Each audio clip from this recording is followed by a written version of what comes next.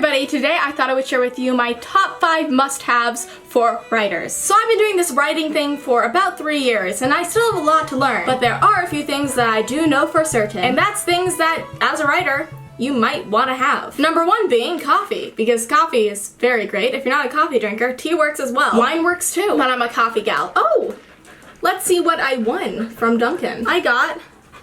Oh, you have not yet won. But when you are just starting off being a writer, you pretty much stumble into it as if you were just learning to walk. Which is fine, because that's how you learn how to be a good writer, is you stumble through it until you figure out what works for you and how to grow as a writer in your craft. So these are my top 5 necessities for writing. Take them if you will, leave them if you will, but this is just what I recommend. So the number 1 thing that writers get given as gifts is notebooks. These are just the notebooks that I had in my office. I have many more scattered throughout my house. And some writers are probably nodding their heads being like, yeah, I get given a ton of notebooks. And then some non-writers out there who have writer friends are probably like, oh my gosh, do writers not like notebooks because I just gave all my writers friends one for Christmas? And the answer to that is no. Writers love notebooks. They're a great gift to give to them because they are very vital to the craft of writing, at least for some of us. So this pretty much pertains to people who love note-taking and love notebooks. I carry one around with me wherever I go, and I pretty much just scoop into it everything that comes into my mind, whether it pertains to the book I'm currently writing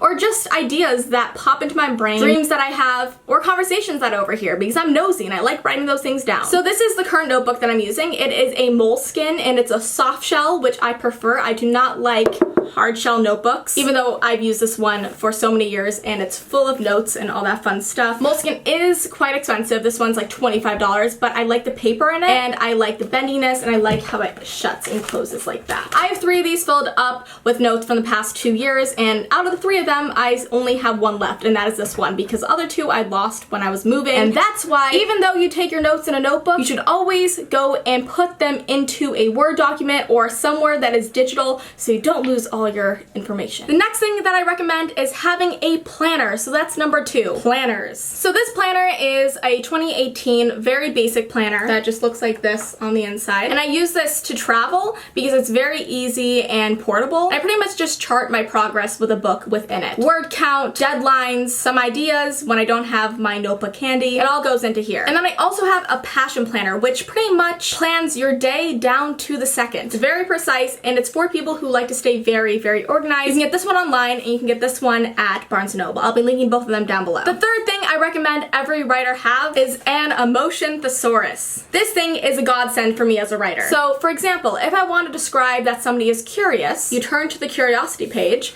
and it lists physical signals, internal sensations, and mental responses, along with cues of acute or long-term curiosity, cues of suppressed curiosity, and it also gives you a writer's tip. It's great. So for example, if I want to describe that a character is curious without being like he's curious, I would say he said tilting his head to the side, because that is a sign of curiosity, or with raised eyebrows. And so those are like physical signs. If you want an internal sensation, breaths that hitch or briefly stop, an increase in pulse, or mental response, a need to know, touch, or understand. So it gives you a lot of examples of what you could use instead of just being blunt and saying he's curious. So this type of thing, the emotion thesaurus, really helps, and I've used this since I started writing and I am just trash for it. So I recommend that every writer has this just to keep on the side when they need some help describing something that is an emotion. So the next thing I recommend is something that I thought I was alone in, but it turns out a lot of authors do this. If you're writing a book and you're kind of struggling with it, or you feel a lack of motivation, keep a book that either kind of reminds you of that book or inspires you as a writer right next to you while you're writing. I keep Outlander right next to me, not because I open it up and steal words from it,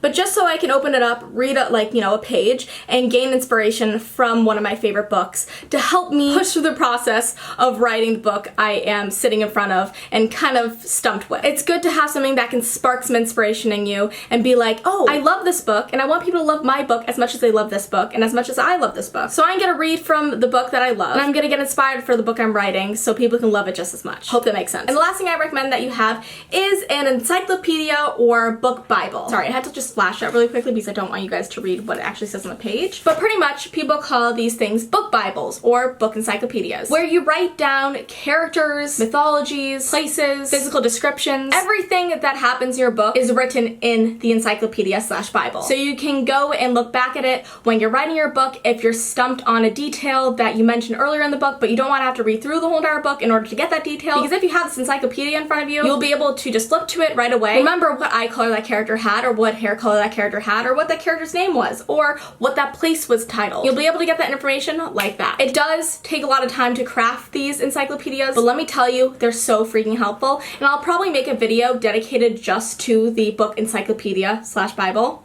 whatever you call it, just so you guys can see how I do mine and how much it helps. It's so vital to me as an author. So guys, those are my top 5 writer must-haves. I do have more, so if you would like to see another video like this, please let me know down below. Also let me know down below what are your must-haves for writing. Don't forget to go follow me on Twitter and Instagram. My username is @SashaAlsberg. And don't forget to keep up to date with the book I'm currently writing, which is Project Red, and the second book in the ZENITH duology, Nexus. I update you guys on that stuff in my writing vlogs that come out bi-monthly or monthly. They're on my channel and you can check them out. Thank you all so much for watching, and I'll see you next time. Bye!